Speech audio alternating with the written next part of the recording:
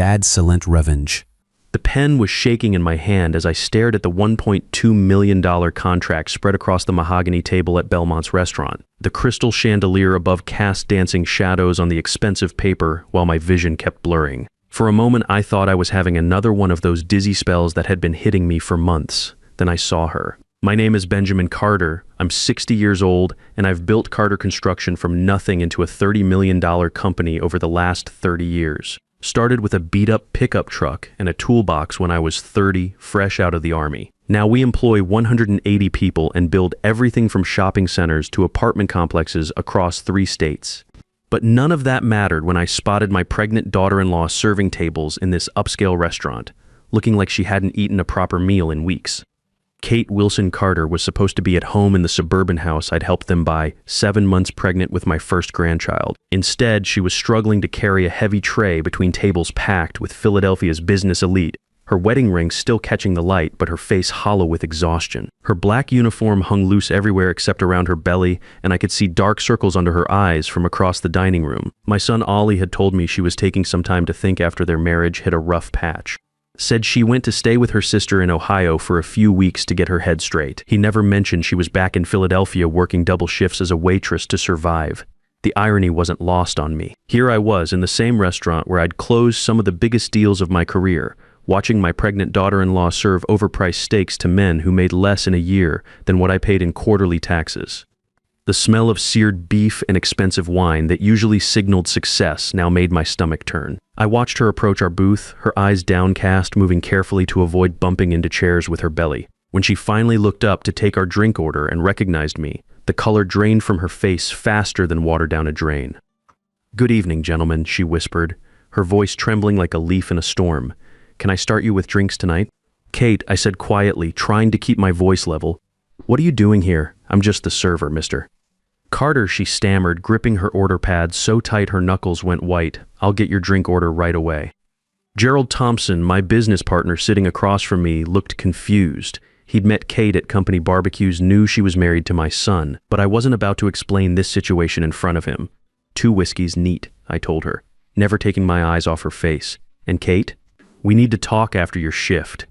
She nodded quickly and hurried away, nearly stumbling in her rush to reach the kitchen. I watched her disappear through the swinging doors, my appetite completely gone despite the $50 steaks we'd ordered. But I wasn't letting this slide. I'd raised Ollie better than this, or at least I thought I had.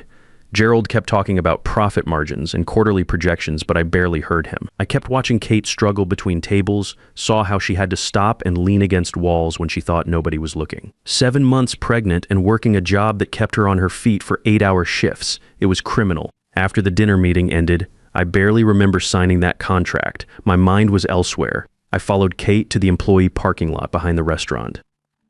The Philadelphia winter air bit through my wool coat as I found her sitting in a beat-up Honda Civic that should have been in a junkyard years ago, crying. The contrast hit me like a physical blow. My son drove a BMW I'd helped him finance.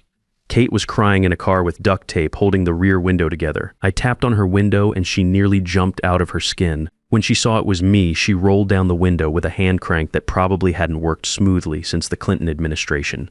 "Kate, get in my car. We need to talk." "I can't, Mr. Carter. If Ollie finds out what? That his pregnant wife is working double shifts because he kicked her out of their home." The words hung in the cold air between us like a challenge. Kate's breath formed small clouds as she looked around the empty parking lot, checking for anyone who might report back to my son. "Please," I said, softening my voice. "Just let me drive you somewhere warm. You're shivering." She hesitated for a long moment, then grabbed a worn purse from her passenger seat and climbed out of the Honda. The car door squeaked like it was in pain when she closed it. My Mercedes felt like a luxury yacht compared to what she'd been driving. As we pulled out of the parking lot, the heated seats and smooth engine seemed almost offensive given what I'd just witnessed. "Where are you staying?" I asked. Kate's silence told me everything I needed to know. "Kate, please, I'm not going to judge you. I just want to understand what happened." That's when the whole story came pouring out like water through a broken dam. 3 weeks ago, Ollie had told Kate she needed to figure herself out and that their marriage was suffocating him. Said he needed space to focus on growing the business without distractions. He'd changed the locks while she was visiting her sister in Ohio. When she came back, her clothes were in garbage bags on the front porch. He said I was too needy. Kate said through her tears, her voice barely above a whisper, that I was holding him back from his full potential, that maybe we'd rushed into marriage and having a baby, growing the business. That was rich. I'd been trying to get Ollie more involved in Carter construction for years, but he always had excuses.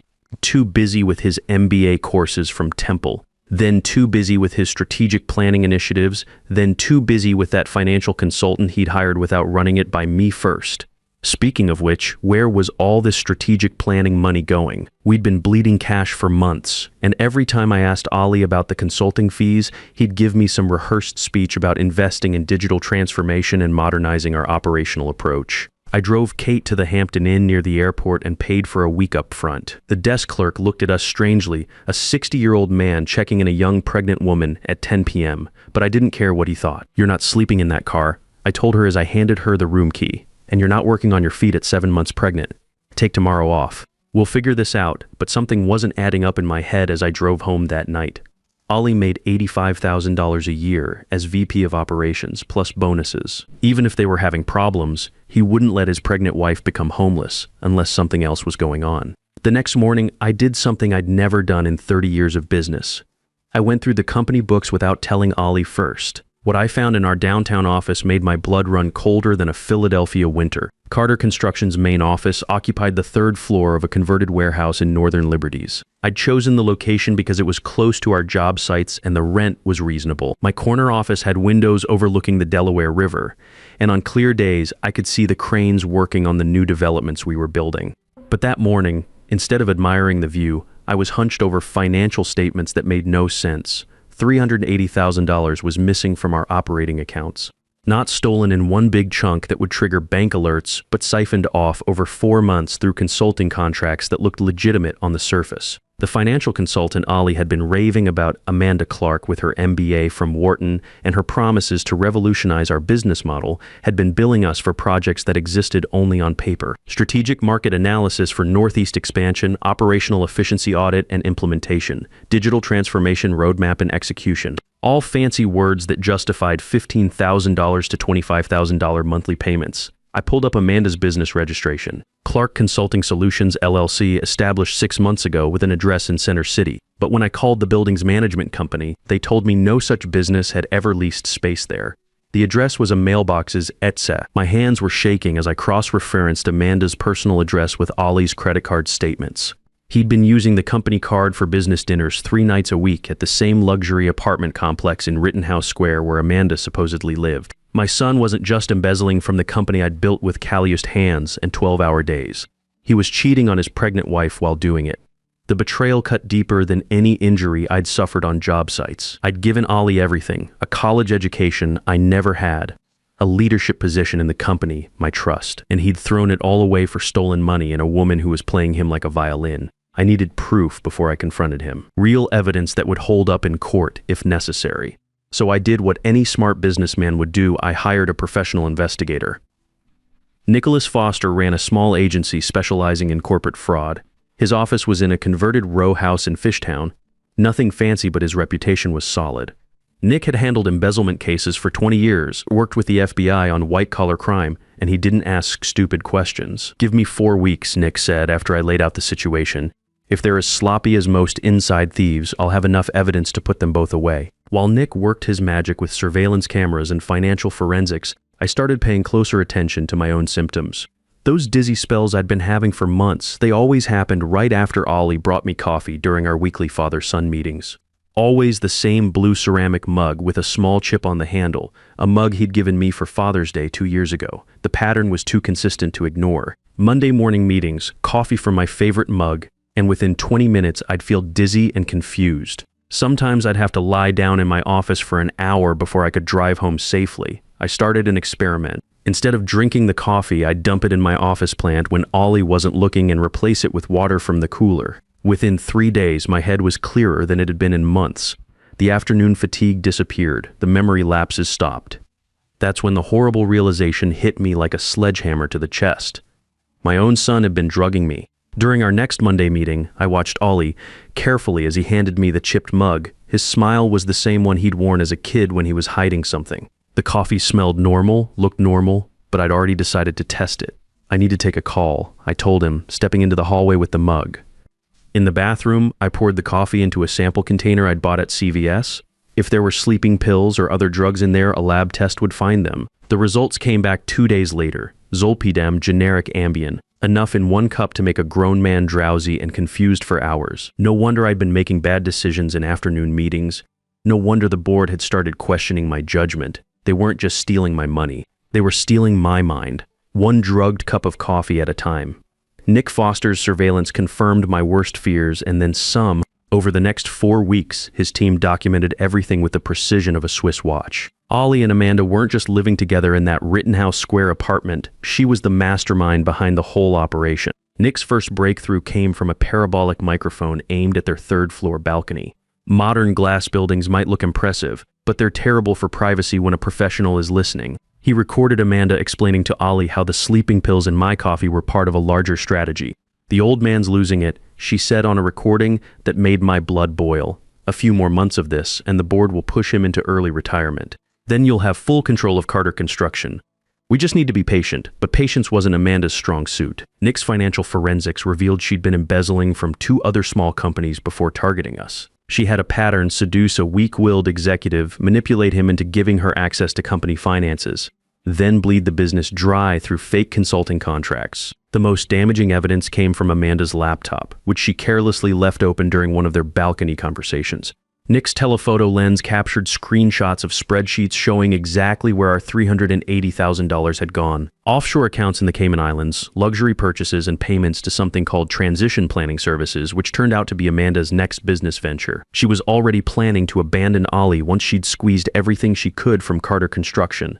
The fool thought they were building a life together. She was just using him as a key to unlock my safe. But the recording that nearly made me put my fist through the wall was Amanda coaching Ollie on how to handle me during our weekly meetings. "Remember, he's old and confused now," she said, her voice dripping with fake concern. "When he asks about the consulting fees, just use the script we practiced. Talk about digital transformation, operational synergies, all that MBA bullshit. He built the company with hammers and nails. He doesn't understand modern business." Hammers and nails. Like the foundation of everything he'd inherited was somehow primitive. I'd built Carter Construction by working 70-hour weeks, treating employees fairly, and delivering quality work on time and under budget. That old-fashioned approach had created 180 jobs and generated $30 million in annual revenue. Meanwhile, Kate was sleeping in a hotel room I was paying for, working restaurant shifts that could trigger premature labor, all because my son had chosen his criminal girlfriend over his pregnant wife. The breaking point came when Nick showed me surveillance footage of Ollie and Amanda celebrating at an expensive steakhouse. The same night, Kate had worked a double shift at Belmont's. They were toasting with champagne that cost more than Kate made in a week, laughing about something on Amanda's phone. I realized I'd been fighting this all wrong. Instead of confronting them directly, I needed to let them think they were winning, give them enough rope to hang themselves, as my father used to say. That's when I came up with a trap. I called Ollie into my office on a Tuesday morning, making sure to act confused and tired. I even brought my own coffee in the chipped mug, having filled it with regular coffee and a tiny bit of Benadryl to make myself look genuinely drowsy. "Son, I've been thinking," I said, rubbing my temples like I had a headache. "Maybe you're right about me stepping back. This whole business is getting too complicated for an old construction worker like me." Ollie's eyes lit up like slot machine jackpots. "Dad, I think that's really smart. You've earned the right to enjoy your retirement. Amanda has some ideas for a comprehensive transition plan that could make this really smooth." "How much are we talking about for something like that?" "Well, it's a big project. Full leadership transition, operational restructuring, digital integration. Maybe $500,000 for the complete package. $500,000 for a transition package that would probably end with my signature on retirement papers and their names on all the bank accounts." The audacity was breathtaking. "Set up a meeting," I said, pretending to struggle with the math. "But I want to see exactly where all this money is going. I've been getting questions from the accountant about these consulting fees." That was the bait. I knew Amanda would have to show me detailed invoices and project documentation to justify another $500,000 on top of what she'd already stolen.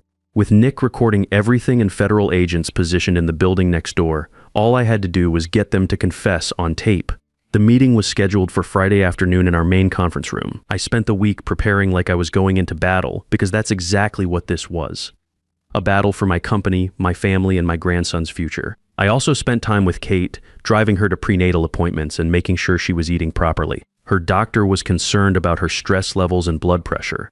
The constant worry about money and housing wasn't good for the baby, Mr. Carter, she said one evening as we sat in the hotel restaurant. I don't want you to think badly of Ollie. He's not evil, he's just lost. I know, sweetheart. But being lost doesn't excuse what he's done to you and that baby. Friday couldn't come fast enough. I was ready to end this nightmare once and for all. Friday afternoon arrived with the kind of gray Philadelphia sky that matched my mood perfectly.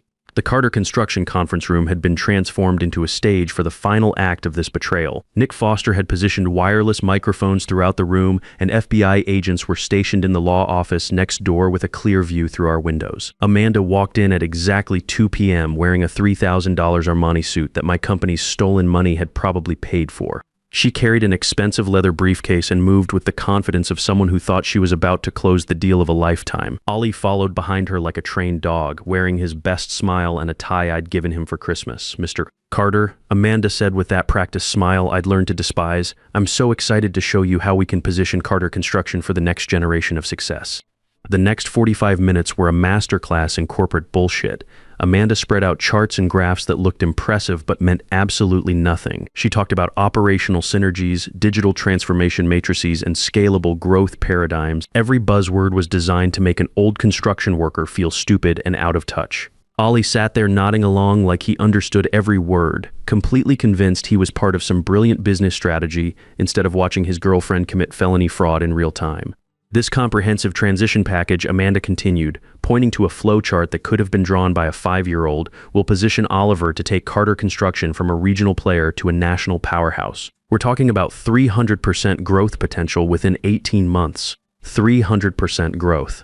That would put us at $120 million in annual revenue, which would require us to triple our workforce and equipment overnight. Only an idiot would believe that was possible, but Amanda was counting on me being too drugged and confused to do the math. This all looks very impressive, I said, playing the part of the doddering old fool, but I have to ask, where did that first $380,000 actually go?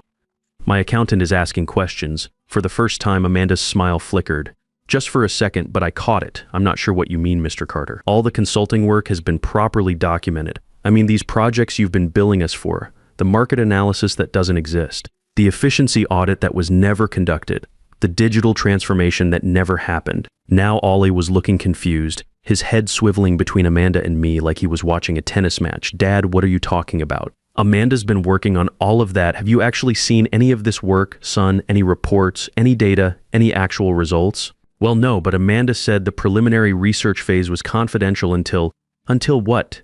Until you helped her steal another $500,000? The temperature in the room dropped 20 degrees. Amanda's hand moved toward her purse, probably reaching for her phone to call someone, but she was too late. Amanda said a lot of things, son, like how sleeping pills in my coffee would make me seem incompetent during board meetings, like how easy it would be to push the old man into retirement once his mind started going. Ollie's face went white as a sheet. Dad, I didn't know about any coffee, FBI, nobody move, hands where we can see them.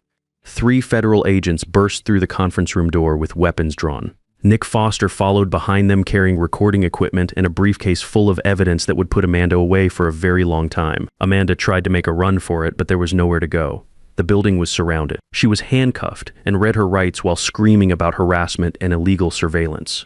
Ollie just sat there in his chair, staring at me with a mixture of shock and dawning realization. Dad, he whispered, I didn't know. I swear I didn't know about the drugs or the fake invoices. I thought Amanda was really helping us grow. Son, you have the right to remain silent. I suggest you use it until your lawyer gets here. The next few hours were a blur of federal agents, forensic accountants, and lawyers in expensive suits. Amanda's laptop contained a digital roadmap of her entire scheme, including detailed plans to force me into retirement and transfer company ownership to Ollie, who would then be easily manipulated into signing over control to her. The offshore accounts, the fake consulting contracts, even a forged retirement agreement with my signature, it was all there in black and white. Amanda had been planning this con for over a year, researching my family and business before she ever approached Ollie at that MBA networking event where they met, but the smoking gun was a recorded phone conversation between Amanda and her previous victim, a restaurant owner in Atlantic City. She'd embezzled $200,000 from using the exact same method. She'd been bragging about how easy it was to manipulate weak men with daddy issues and more money than brains. The trial took 8 months. During that time, Kate moved back into the house. Ollie was staying with his aunt while his case was pending, and we focused on getting ready for the baby. I was there when Timothy Carter was born at Jefferson Hospital on a snowy February morning. Holding my first grandchild made everything else seem small and manageable. Ollie eventually pleaded guilty to conspiracy and fraud charges because he was a first-time offender who'd clearly been manipulated. He got 2 years probation and had to pay back every penny with interest. Amanda wasn't so lucky. With her history of financial crimes across multiple states, she received 6 years in federal prison and full asset forfeiture. All $380,000 was recovered and returned to Carter Construction. The FBI's Financial Crimes Unit used our case as a training example of how corporate fraud typically unfolds in family businesses. But the real victory wasn't the money or seeing Amanda in handcuffs. It was what happened after the legal dust settled. I offered Kate the position of Chief Financial Officer. She had her accounting degree, a sharp eye for numbers, and intimate knowledge of how financial fraud works. Who better to make sure this never happened again? Ollie had to start over from the bottom, working construction sites in work boots and hard hats, learning the business the way I had 30 years earlier. No more corner office, no more company car, no more VP title. If he wanted to inherit Carter Construction someday, he'd have to earn it with sweat and competence instead of entitlement and smooth talk. The family counseling was awkward at first. 3 generations sitting in a therapist's office, talking about trust, responsibility, and what it really means to be a man. But slowly, carefully, things began to heal. Today, 2 years later, Kate runs our finances with military precision, and not a dollar moves without her written approval. Ollie's working as a site supervisor, putting in 50-hour weeks and learning to read blueprints instead of balance sheets. Little Timothy calls me Papa and claps his hands when I walk through the door after work. Amanda Clark is still in federal prison, and I hope she stays there for every day of her sentence. Some people can't be rehabilitated, they can only be stopped. But my son, he's learning slowly, painfully, but he's learning that respect is earned through honest work, not stolen through clever schemes. And maybe that's the most important construction project I've ever supervised, rebuilding a family that almost got demolished by greed and betrayal. The company's stronger than ever, our reputation is intact, and my grandson will inherit something worth having. Not just money or buildings, but a family business built on integrity and the understanding that real success comes from building something that lasts, not tearing down what others have built. Sometimes the best revenge is simply making sure the right people win in the end, and watching your family learn the difference between earning something and stealing it. That's worth more than all the contracts in Philadelphia. I learned that building a legacy isn't about the money you leave behind, it's about teaching the next generation that character matters more than shortcuts, and that real wealth comes from knowing you can trust the people who carry your name. The hardest lesson for any father is realizing that protecting your family sometimes means protecting them from each other, and that true love requires the courage to let consequences teach what words couldn't.